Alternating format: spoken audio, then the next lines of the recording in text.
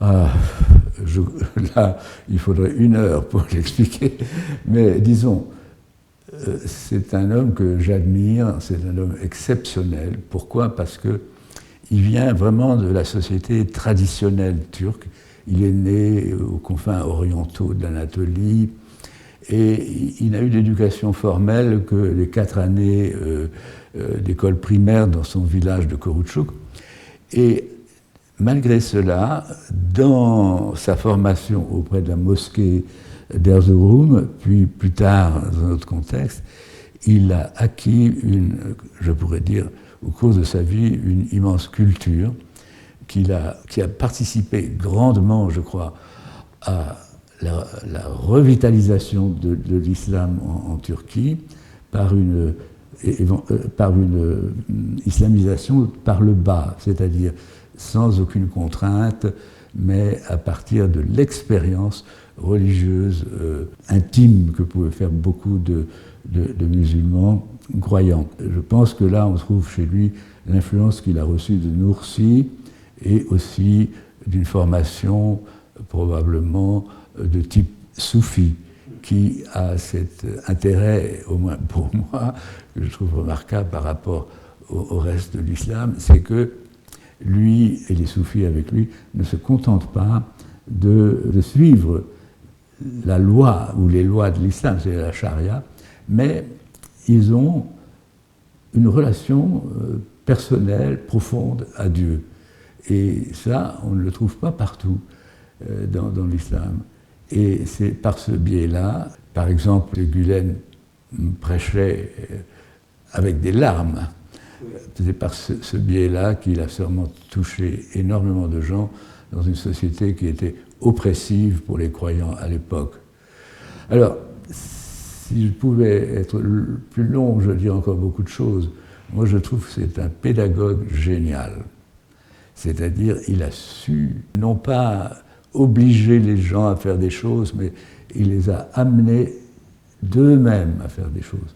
Et il a su également, disons, mettre l'islam à jour. Je pense à la trouvaille tout à fait remarquable. Et lui, il a compris que la zakat pouvait être désormais décidée par les musulmans eux-mêmes à des fins d'éducation, ce qu'il a toujours souligné en faisant d'abord des sortes de pensionnats ou de dortoirs pour les étudiants, puis en multipliant les écoles d'excellence en Turquie, et non seulement en Turquie, mais dans le monde entier. Pédagogue remarquable, donc croyant profond, leader exceptionnel qui n'écrasait pas les personnes, mais justement les mettait eux-mêmes librement à faire des choses qu'on peut attendre d'un musulman. Et le Hizmet, par exemple, le secours, j'ai vu même il y avait souci de fournir des voitures de pompiers à je ne sais quel pays, mais voilà, en très peu de mots, je viens de dire quelques petites choses, mais je pourrais en ajouter encore. Je crois que c'est une chose que j'aurais pu souligner également. Ceci m'a beaucoup frappé, c'est qu'il a été exceptionnel dans ce domaine aussi. Dans une situation politique turque qui était difficile, il a, au fond, eu des initiatives de paix entre les différentes composantes de la population. Par exemple, les Alévis, il les a approchés, également d'un point de vue beaucoup plus politique que religieux cette fois-ci. Il a essayé également la pacification avec les Kurdes, mais ce n'est déjà encore ça qu'un aspect de sa personnalité et son activité et du mouvement Hizmet, qui sont allés beaucoup plus loin.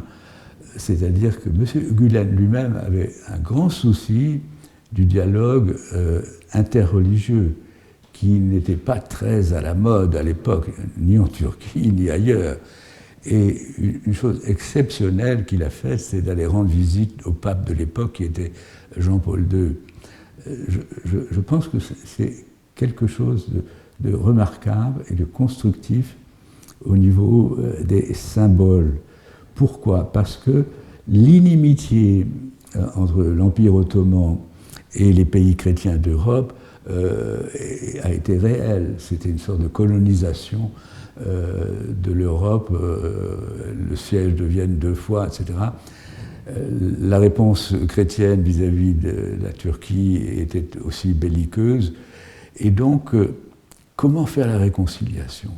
Eh bien, je crois qu'il faut faire des gestes comme ceux-là, qui coûtent très cher à la personne qui le fait, et des gestes qui ne sont pas non plus forcément compris immédiatement de l'ensemble de la population.